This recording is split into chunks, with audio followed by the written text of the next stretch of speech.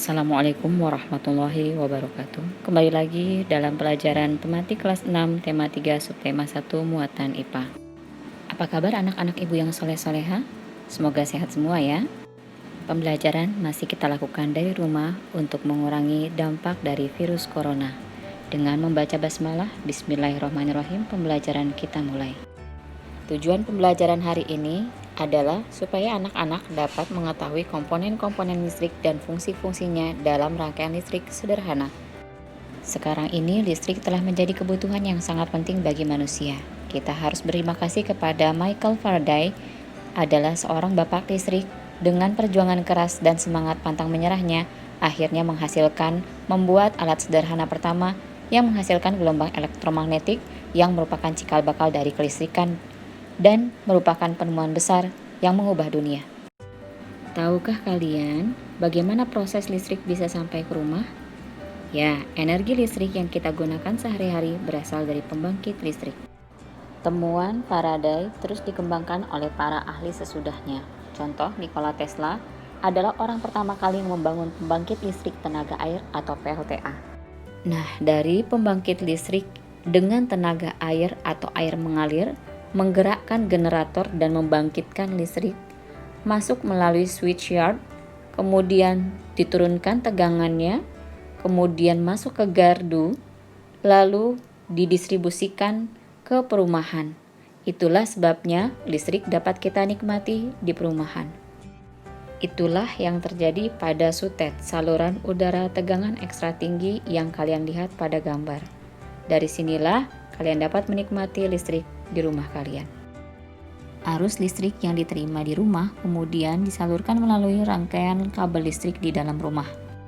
Rangkaian listrik di dalam rumah dapat berupa rangkaian seri dan rangkaian paralel.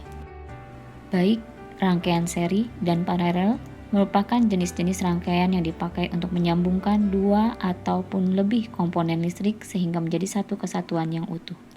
Rangkaian listrik disebut seri jika dua alat listrik atau lebih dialiri arus listrik tanpa mengalami percabangan. Silahkan perhatikan, gambar yang di sebelah kiri adalah gambar rangkaian listrik seri. Contoh penerapan rangkaian seri yaitu pada lampu penerangan jalan, baik di kota maupun di desa, dapat dihidupkan dan dimatikan secara bersamaan. Adapun yang dimaksud rangkaian paralel adalah dua alat listrik atau lebih yang dialiri arus listrik percabangan. Kalian bisa lihat pada layar yang di sebelah kanan.